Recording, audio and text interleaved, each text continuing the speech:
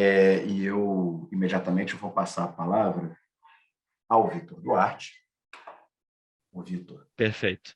é graduando da FRJ e vai apresentar a comunicação intitulada As Relações de Poder no Reino Visigodo, a perspectiva de João de Bíclaro sobre conflitos e cooperações.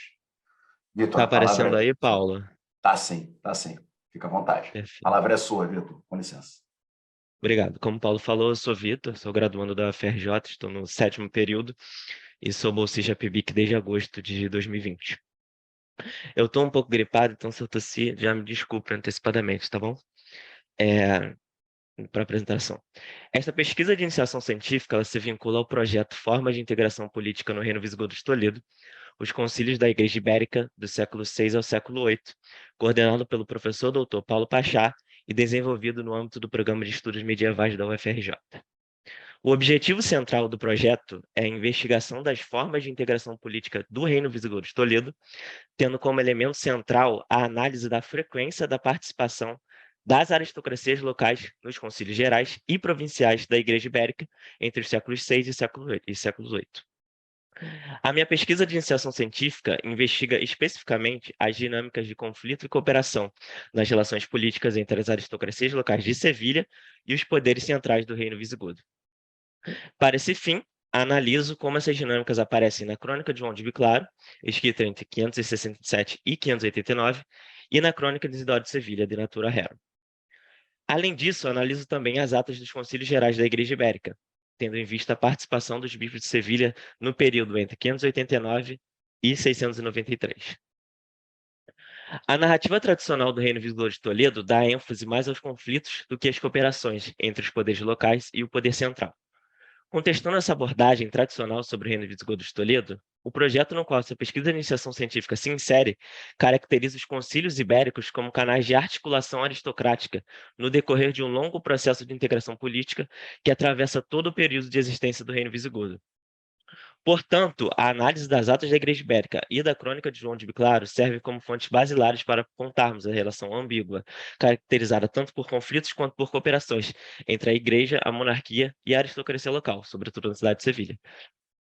Falando um pouco sobre a cidade de Sevilha foi uma das mais importantes da Bética desde a antiguidade. Durante o período visigótico, a cidade foi a sede religiosa mais importante da Bética e a capital eclesiástica da província. Portanto, para atingir o objetivo desta comunicação, é preciso desenvolver uma ideia de como o poder era exercido nas cidades do Reino Visigodo.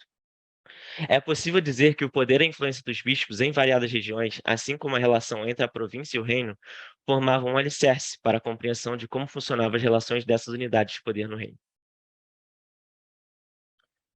Considerando a importância de Sevilha e de sua aristocracia na dinâmica de poder do Reino Visigodo, em especial entre o final do século VI e início do século VII, nós analisaremos como as relações entre a Igreja, a monarquia e a aristocracia local são ambíguas.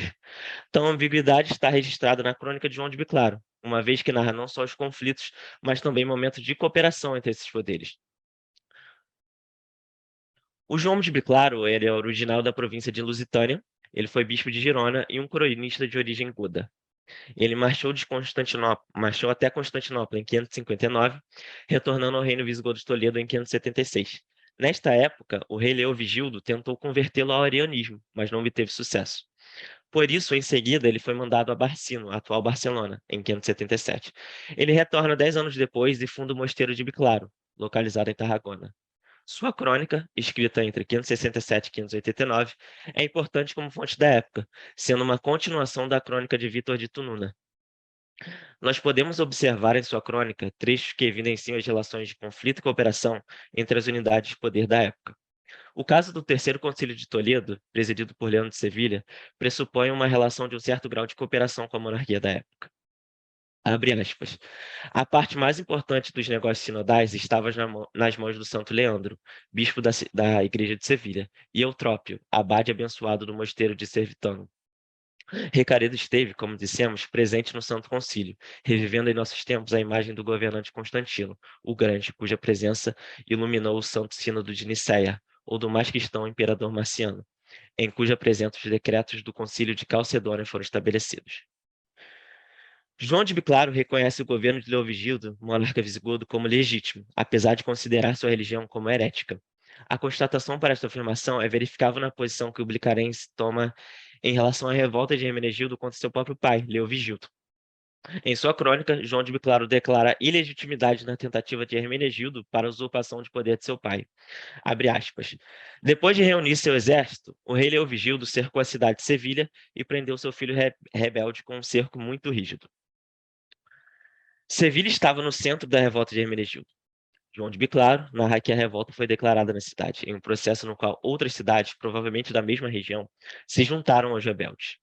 Segundo João de Biclaro, a revolta causou uma maior destruição na província da Espanha, tanto para os godos quanto para os romanos, do que qualquer outro ataque de inimigos externos. O principal objetivo do Terceiro Concílio de Toledo era converter o reino ao catolicismo e unificá-lo em uma só religião. Portanto, Recaredo aparece como uma figura central para a conversão do seu povo e, além disso, como um monarca católico de todos os seus súditos e defensor dos interesses da Igreja Oficial do Rei. A relação entre a monarquia e a Igreja Católica se consolida após este concílio. Além disso, em sua crônica, constata-se uma postura de respeito à figura de Recaredo. Abre aspas. No primeiro ano de seu reinado, no 10º mês, Recaredo tornou-se católico, com a ajuda de Deus. Ele então se aproximou dos sacerdotes da seita ariana com palavra de sabedoria e os converteu à fé católica através da razão e não da força. Assim, ele restaurou todo o povo dos godos e dos suevos à unidade e à paz da igreja cristã. As seitas arianas chegaram, por meio da graça divina, à doutrina cristã. Fecha aspas. Portanto, é possível identificar na crônica de João de Biclaro passagens que demonstram uma relação de colaboração entre os representantes dos poderes locais e do poder central, que é Toledo. Com base nisso, não identifica uma relação inerentemente conflituosa entre a monarquia e a igreja. Contudo, afirmar que as relações entre a monarquia, a igreja e as aristocracias locais eram compostas por cooperações não significa criar uma narrativa que caracteriza a exclusão dos conflitos, mas se trata da construção de uma narrativa que não omite as contribuições entre esses poderes. Falando um pouco sobre Isidoro de Sevilha. O Isidoro de Sevilha foi bispo da cidade de Sevilha por mais de 3 décadas, de 600 a 636. Sua família, natural de cartaginense, era de origem hispano-romana e assegurou grande influência no século VII dentro da igreja. Seus dois irmãos, Fulgêncio e Leandro, também eram bispos, o primeiro em Écija, enquanto o segundo foi o antecessor de Isidoro de Sevilha e também presidiu o Terceiro Concílio de Toledo, em 589. Isidoro também tinha uma irmã, Fiorentina, que era uma freira. O Isidoro nasceu em meio à luta pela supremacia dos visigodos na Península Ibérica. A família de Isidoro, com seu poder significativo na esfera eclesiástica, desempenhou um papel fundamental como grupo aristocrático em Sevilha. Isidoro, irmão de Leandro, torna-se bispo de Sevilha em 600 e terá uma trajetória de intensa proximidade com a monarquia, ainda que nem sempre é crítica. Portanto, a relação de Isidoro com a monarquia se constituía, em sua grande maneira, em um vínculo de cooperação. Essa questão se torna evidente com o rei participando ativamente dos assuntos da igreja. A proximidade de Isidoro com o rei Sisebuto se encontra como um bom exemplo de caso que nos ajuda a visualizar essa forma de articulação. A tentativa do rei visigodo de persuadir a conversão do rei lombardo Adaloaldo ao cristianismo niceno, através de uma carta onde Sisebuto criticava o arianismo, é um bom exemplo da ativa influência da monarquia nas questões do poder relativo à igreja. Assim como o bispo de Sevilha dedica sua obra Da Natureza das Coisas para Sisebuto, abre aspas. Embora eu esteja bem ciente de que você se distingue pelo dom de eloquência e variedade florescente de seu aprendizado, no entanto, fazendo o estudo ainda mais abrangente, você exige que eu o ajude em certos assuntos relativos à natureza e às causas das coisas. Para Jamie Wood, os registros da Igreja Visigótica buscam transmitir uma narrativa em que o reino sempre esteve unido por trás de um único monarca, e o trabalho de Isidoro se torna ainda mais fundamental para enquadrar essa imagem. Os escritos do bispo de Sevilha demonstram para a sociedade visigoda como a monarquia daquele tempo perpetuava uma excelência religiosa e política. O entendimento dos escritos de Isidoro de Sevilha é fundamental para compreender as metas da instituição eclesiástica e sua relação com a monarquia. No século VI, o episcopado tinha como objetivo a preservação e ampliação da fé cristã, além da reorganização da instituição clerical. Nesse sentido, a figura de Isidoro de Sevilha apresenta-se como fundamental nesse processo de reestruturação eclesiástica. É possível identificar nas obras de Isidoro o fortalecimento das relações entre a monarquia e o poder eclesiástico. Isidoro foi, em alguns sentidos, um propagandista para os reis visigodos e, portanto, pode-se dizer que seus escritos cumpriam uma função política, como diz Jamie Wood. Contudo, não é possível caracterizar Isidoro como uma figura que se encontrava à mercê dos monarcas. Em seus escritos, sejam históricos, políticos ou religiosos, os interesses da igreja encontram-se implícitos. O que acontece é que, para Isidoro, a melhor forma de alcançar seus objetivos era através de uma relação minimamente colaborativa entre o poder central e a igreja. Havia um claro interesse de Isidoro na garantia de um futuro ortodoxo para o reino visigodo. O bispo considerava a ortodoxia ao cristianismo niceno como um elemento fundamental para um monarca que pretenda ter um governo próspero. Por meio dessas relações de suporte, reis e bispos poderiam incorporar seu poder de uma forma mais efetiva. Sendo assim, Isidoro de Sevilha é uma figura importante para entender as intenções da instituição eclesiástica e de seus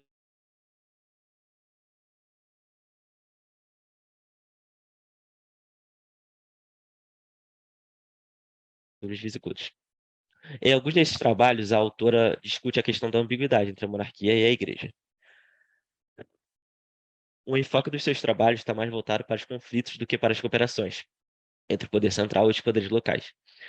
Nós também temos autores como Garcia Moreno, que dão ênfase mais aos conflitos do que às cooperações, que é uma abordagem distinta da que procuro trazer aqui na minha pesquisa.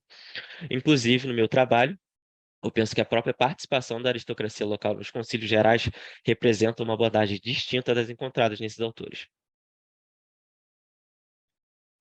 Participação dos concílios. Como falei anteriormente, os concílios da Igreja Ibérica funcionavam como canais de articulação entre o poder central e os poderes locais. A série de atas dos concílios ibéricos nos oferece informações preciosas sobre como a aristocracia local do Reino Visigodo desenvolveu um mecanismo específico de articulação e negociação de poder ao longo de mais de 100 anos. A partir da análise das atas conciliares, é possível identificar relações de articulação entre esses poderes. Ao todo, os bispos de Sevilha participaram de 14 concílios ibéricos, sendo 9 participantes distintos. O representante de Sevilha só não esteve presente em um dos concílios gerais. Com isso, entendo que há um certo grau de consenso colaborativo entre esses poderes para a realização e participação plena desses representantes nos demais concílios. O representante de Sevilha só não esteve presente em um dos concílios gerais. Com isso, eu entendo que há um certo grau de consenso colaborativo entre esses poderes para a realização e participação plena desses representantes nos demais concílios. A contínua presença dos representantes de Sevilha nessas reuniões sugere a importância de evidenciar os concílios como canais de articulação entre esses poderes. Agora, já caminhando para a conclusão, resultados objetivos e conclusão. A historiografia tradicional do Reino Visigodo de Toledo alimenta uma narrativa histórica que pode ser contestada a partir da análise dessas fontes históricas. Além disso, a análise das crônicas e das atas conciliares nos permite investigar e desvendar narrativas históricas omitidas por uma historiografia de outrora. A relação conflituosa entre a monarquia, a igreja e as aristocracias locais é clara, mas por si só não explica a complexa relação entre esses poderes ao longo do período. A partir da investigação da crônica da época e das atas conciliares da Igreja Ibérica, é possível expor as relações de cooperação e não só de conflitos no Reino Visigodo de Toledo. Na última década, a revisão construída através do trabalho de uma nova historiografia tem por objetivo enquadrar as relações entre os poderes de uma maneira mais complexa. Dessa forma, nossa pesquisa dialoga com esta historiografia, investigando especificamente o processo de integração entre o poder central e os poderes locais de Sevilha, através da análise das crônicas de João de Biclaro, dos trabalhos de Isidoro de Sevilha e da variação da participação dos bispos, sobretudo de Sevilha, nos concílios gerais. Era isso. Muito obrigado.